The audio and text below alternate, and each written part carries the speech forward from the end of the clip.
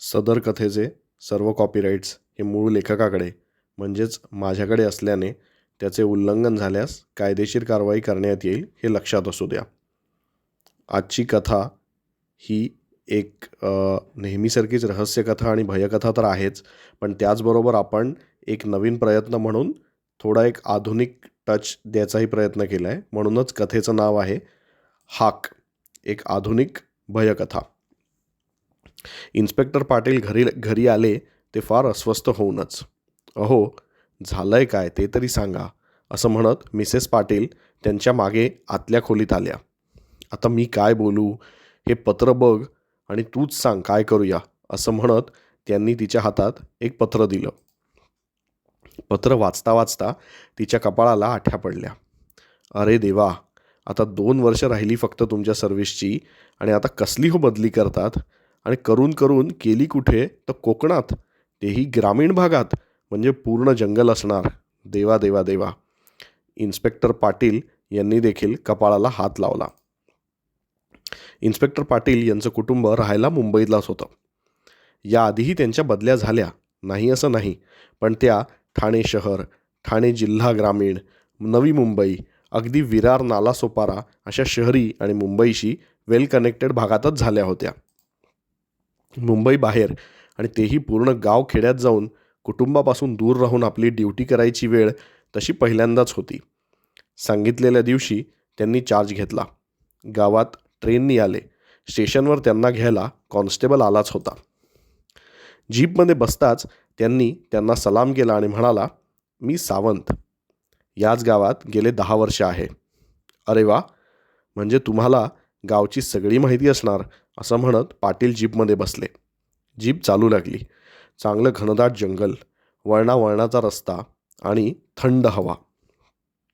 जवळजवळ 2 तासांनी गाव लागलं. गाव तसं छोटं होतं, पण टुमदार. अगदी एखाद्या पुस्तकात असतं तसं. कौलारू घरं, शेतं, रस्त्यावर बैलगाड्या, पाळीव कुत्री, मांजरं आणि अगदी साधे भोळे लोक. तसं गाव मागास म्हणता येणार नाही, पण शहरापासून लांब असल्याने तिथे घाई गडबड, गोंधळ काहीच नव्हतं. 4 दिवसात हवालदार सावंत यांनी पाटील साहेबांना सगळं गाव फिरवलं आणि बाकी काम देखील हळूहळू मार्गी लागलं. पाटील तसे शहरी भागातले असल्याने त्यांना गावात फार शांत वाटत होतं. गावात कोणी उपद्रवी टोळी नव्हती की काही समस्या नव्हत्या. त्यांनी शेवटची 2 वर्ष शांत जातील असं त्यांना वाटून गेलं आणि तसं त्यांनी सावंत यांना बोलून देखील दाखवलं. या म्हणण्यावर सावंत यांनी काही खास प्रतिक्रिया नाही दिली. मात्र येत्या शुक्रवारी त्यांना स्वतःच्या घरी जेवणासाठी आमंत्रित केलं. का हो, काही विशेष, पाटील यांनी विचारलं. नाही, म्हणजे तुम्ही या, मग आपण बोलू, एवढं बोलून त्यांनी विषय संपवला. पाटील यांना हे बोलणं जरा चमत्कारिकच वाटलं. 2 दिवस झाले आणि शुक्रवार उजाडला. तो दिवस पाटील आणि सावंत दोघांनाही तालुक्याला जावे लागले. त्यामुळे दिवस कामाच्या ओघात कसा गेला समजलं नाही. संध्याकाळी 8च्या सुमारास ते दोघं परत येत होते. जीप वेगात होती. सर्वत्र अंधार होता. गावी अंधार वेगळा पडतो आणि तो गडद असतो. जीपचे हेडलाईट आणि आकाशातल्या ताऱ्यांचा प्रकाश, एवढाच काय तो उजेड. गाव जवळ येत होता. सावंत, आज तुम्ही तुमच्या घरी बोलावलं आहे खरं, बट कारण काय ते अजून सांगत नाही तुम्ही, पाटील म्हणाले. साहेब, दिसतात तेवढ्या गोष्टी सोप्या नसतात. कोड्यात बोलू नका, स्पष्ट सांगा, पाटील म्हणाले. तुम्हाला इतके दिवसात काही वेगळं नाही जाणवलं? खास करून रात्रीच्या वेळी, सावंत विचारत होते. नाही, पण वेगळं म्हणजे नेमकं काय, पाटील म्हणाले. या गावातल्या शांततेमागे एक कारण आहे. काय? नक्की काय म्हणायचं आहे तुम्हाला? या गावाला कोणीतरी झपाटलं आहे. झपाटलंय? कोणी? ती एक बाई आहे. पण पण ती करते काय? हा काय प्रकार आहे? पाटील आता चांगले अस्वस्थ झाले होते. गावात त्यांची जीप आली. तुम्ही आधी माझ्या घरी या, आपण जेवून घेऊ, मग बोलूच, असं सांगत सावंत यांनी गाडी त्यांच्या घराच्या दिशेने वळवली. पाटील आता फारच विचारमग्न झाले होते. त्यांचं जेवणात देखील लक्ष नव्हतं. जेवण होताच सावंत यांनी त्यांच्या मागच्या अंगणात खुर्च्या टाकल्या. तिथे 8-9 खुर्च्या होत्या. सावंत, आपण तर दोघेच आहोत, मग या एवढ्या खुर्च्या कशाला? कारण आज विशेष बैठक आहे. सावंत, मगाशी त्या बाईने झपाटलंय म्हणता, आता ही बैठक म्हणता, काही कळेना झालंय, पाटील त्रासलेल्या आवाजात बोलले. पाटील साहेब, याच विषयावर बैठक आहे म्हणून तुम्हाला आज जेवायला बोलवलं. या, सगळे येतच असतील, आपण बसून घेऊ, असं म्हणत ते दोघे बसले. बघता बघता इतर लोकही आले. गावचे सरपंच देशपांडे, त्यांना सर्वजण पंत म्हणत, तेही आले. पंत यांनी बोलायला सुरुवात केली. तर पाटील साहेब, वरवर जरी आमचं गाव शांत दिसत असलं तरी या गावाला गेल्या 2 महिन्यापासून एका विचित्र समस्येचा त्रास होतोय. असं याआधी कधी घडलं नव्हतं. अहो, गावात दर अमावस्येला हाकामारी येते आणि चुकून तिच्या हाकेला कोणी ओ दिली किंवा उत्तर दिलं तर ती व्यक्ती गायब होते. ही हाकामारी नंतर स्वतः कुठे गायब होते कुणास ठाऊक.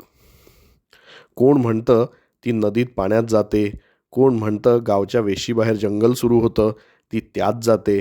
पण आमच्या गावातले 4 पोरं तिने गायब केलेत आणि हीच समस्या सोडवायला आणि काय करता येईल हा विचार करायला आम्ही सावंत साहेबांच्या घरी भेटतो. आमच्या मुलाला सोडवा हो, तो कुठे असेल, काय करत असेल, असं बोलून हजर असलेल्या एक बाई रडू लागल्या. यांचा मुलगा गेल्या अमावस्येला गायब झाला, सावंत म्हणाले. पाटील यांना सगळा प्रकार आता लक्षात आला. त्यांच्या कारकिर्दीत त्यांनी अनेक सराईत गुन्हेगारांना वठणीवर आणलं होतं, पण इथे त्यांचा सामना एका पूर्णपणे वेगळ्या प्रतिस्पर्ध्याशी होता. ही हाकामारी नेमकं करते काय आणि येते कुठून आणि जाते कुठे हे आधी शोधलं पाहिजे, पाटील म्हणाले. पाटील साहेब, काहीही करा, पण तिच्याशी बोलू नका की तिच्या हाकेला ओ देऊ नका. तसे केलेत तर तिच्या ताब्यात गेलातच म्हणून समजा. अहो, यांच्या मुलाला तर एखाद्या गुराला न्यावं तसं गळ्यात दोरी घालून घेऊन गेली ती आणि तोही चालत गेला की हो. कधी आहे अमावस्या? आत्ता 2 दिवसात. या अमावस्येला मी बाहेर राहून बघतो ती येते कुठून आणि जाते कुठे ते तरी कळू दे. तो दिवस आला. संध्याकाळ झाली. काळोख दाटून आला. पाटील आणि सावंत तयार होतेच. आज त्यांनी खास वॉकी टॉकी देखील आणले होते. सावंत गावच्या जुन्या देवळावर हजर होते तर पाटील हे गावच्या वेशीजवळ. आणि अचानक जंगलातून पानांचा आवाज येऊ लागला. कोणीतरी चालत येत होतं. पाटील एकदम सतर्क झाले आणि त्यांनी टॉर्च चालू केला. झाडांच्या रांगेतून कोणीतरी बाहेर आलं. ती आली होती. ती हळूहळू चालत होती. तिच्या हालचाली यांत्रिक होत्या. त्यांनी वॉकी टॉकीवर ही खबर सावंतांना दिली की ती गावात येते आहे. गावात भीतीचं वातावरण होतं. कोण आहे तिकडे? कोणी येईल का? मी तुम्हाला भेटायला आली आहे, अतिशय सुमधुर आवाजात ती बोलत होती. यामागे एक फार क्रूर हेतू असणार हे निश्चितच. सगळ्यांनी सगळं बंद करून टाकलं होतं. आज तिला कोणीच सावज मिळालं नाही. ती परत येऊ लागली. पाटील साहेबांनी आता तिला जवळून बघायचं ठरवलं. ते लपले होते तिथून बाहेर आले आणि त्यांनी ती अगदी जवळून जाताना तिच्या चेहऱ्यावर टॉर्च मारला. ते तिच्या वाटेत होते. टॉर्चच्या झोताच्या दिशेने तिने पाहिले देखील नाही. तिचे डोळे हिरवे होते, विस्फारलेले होते आणि तिच्या हातात दोरी होती. ते तिचा थोडा पाठलाग करू शकले, पण नंतर बघता बघता ती झाडाझुडपात गायब झाली. पुढच्या बैठकीला पाटील म्हणाले, आता ती कुठून येते आणि कुठे जाते हे तरी आपल्याला खात्रीने माहीत आहे. अजून एक गोष्ट, मी तिच्या अगदी जवळ गेलो होतो, बट तिने मला हाक मारली नाही आणि तिने माझ्याकडे पाहिले देखील नाही. आता काहीतरी उपाय शोधावा लागेल, पंत म्हणाले. ती लोकांना घेऊन जाते कुठे हे आपल्याला कसे समजणार? जंगलात ती गायब होते, त्यामुळे पाठलाग करणं शक्य नाही. आणि तिच्यासोबत गेलेला कोणी परतही आला नाही. काय करायचं? सावंत म्हणाले. त्या बैठकीत काहीच तोडगा निघाला नाही. दुसऱ्या दिवशी पाटील साहेबांनी घरी फोन लावला आणि मिसेस पाटील यांच्याशी नेहमीच्या गप्पा चालू होत्या. मागून त्यांचा मुलगा कोणाशी तरी बोलत होता. समोरून कोणीतरी उत्तर देखील देत होतं, पण आवाज वेगळा वाटला. त्यांनी मिसेस पाटील यांना विचारलं, काय ग, कोण आलंय घरी? काही नाही हो, असं म्हणत त्यांनी बोलणं पुढे चालू ठेवलं. तो फोन ठेवताच पाटील यांनी अजून काही फोन केले आणि नंतर ते कुठेतरी निघून गेले. सावंत यांना काहीच समजेना. साहेब, काय झालंय मलाही सांगा. काखेत कळसा आणि गावाला वळसा असं झालंय, असं पाटील म्हणाले. म्हणजे? सांगतो, पण उद्या तातडीची बैठक बोलवा. बरं, तुम्ही म्हणाल तसं. बैठक बोलवली गेली. ठराविक 8-9 लोक आले. हां, तर पाटील साहेब, झालंय काय? पंत विचारत होते. एक योजना आहे आणि आपल्याला मदत करणारा देखील तयार आहे. हे बघा पत्र, असं म्हणत त्यांनी ते पत्र उघडलं. मी नक्की येईन, काळजी नसावी, इतकंच लिहिलं होतं आणि खाली सफाईदार अक्षरात सही होती, काकासाहेब.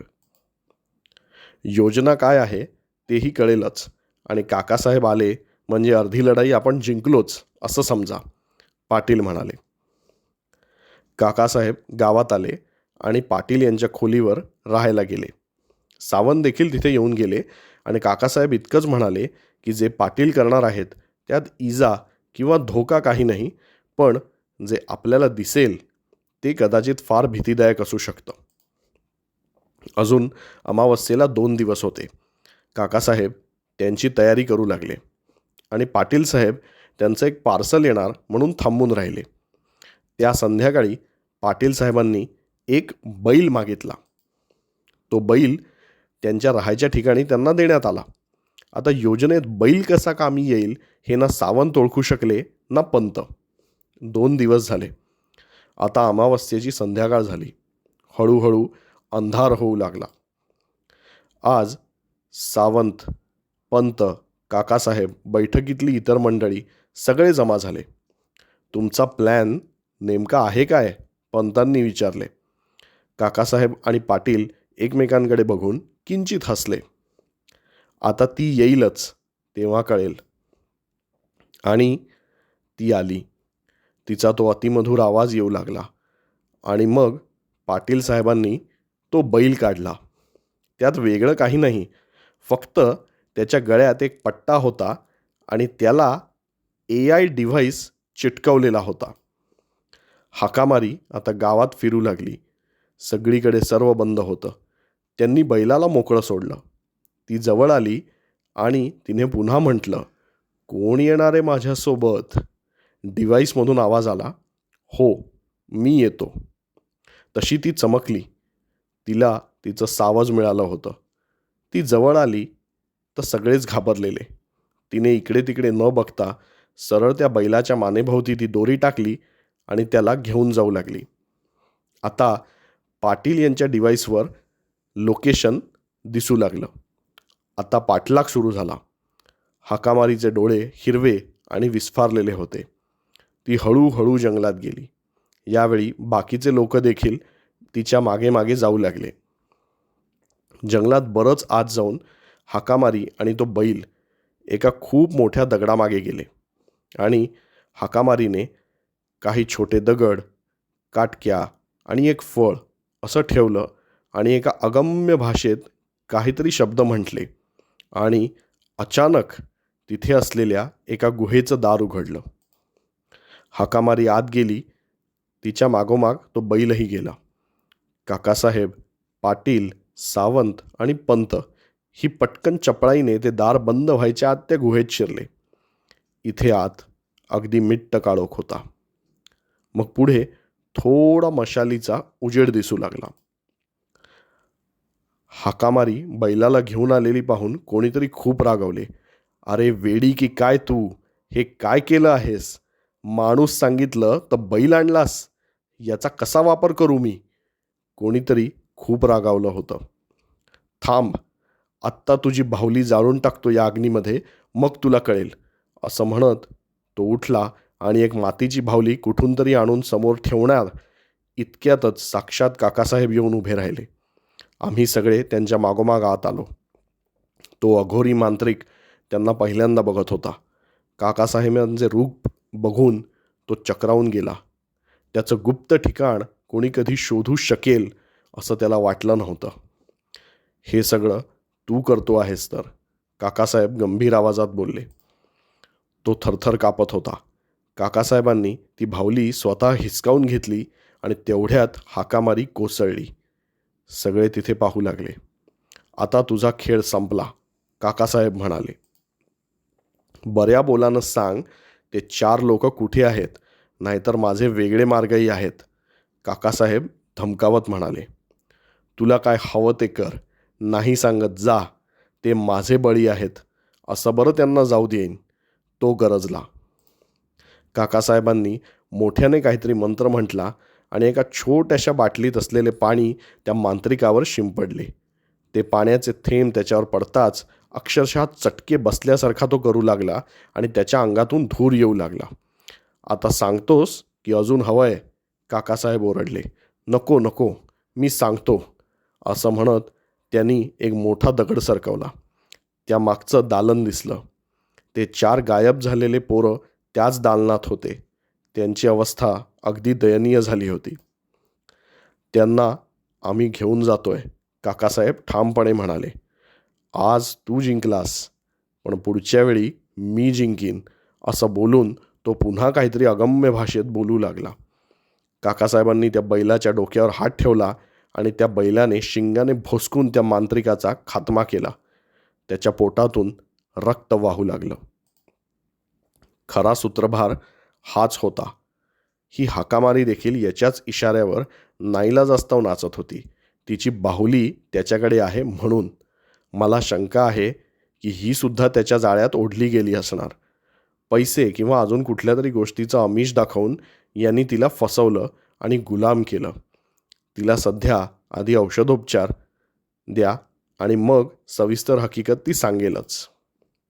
पाटील यांनी आता ॲम्ब्युलन्स आणि अजून पोलिसांना बोलवून सगळा सीन सील केला. पंत यांनी पाटील आणि काकासाहेब यांचे आभार मानले. ते सगळे तिथून बाहेर पडले. अशा प्रकारे त्या गावातील हाकामारीचा सोक्षमोक्ष आधुनिक पद्धतीने लावण्यात आला. धन्यवाद. आशा आहे की आजची कथा ही तुम्हाला एक वेगळा प्रयत्न म्हणून नक्कीच आवडली असेल. रहस्यकथा, गूढकथा किंवा भयकथा या आपल्या चॅनलवरती आपण अजून घेऊन येऊच. तरीसुद्धा आजची कथा तुम्हाला कशी वाटली ते नक्कीच तुम्ही आवर्जून कॉमेंट्समध्ये कळवा आणि तुमच्या फीडबॅकच्याच हिशोबाने पुढे नवनवीन विषय किंवा तसे बदल घडवण्याचा आपण नक्कीच प्रयत्न करू. तोपर्यंत रहस्य उलगडताना चॅनलचे व्हिडिओज नक्की बघा.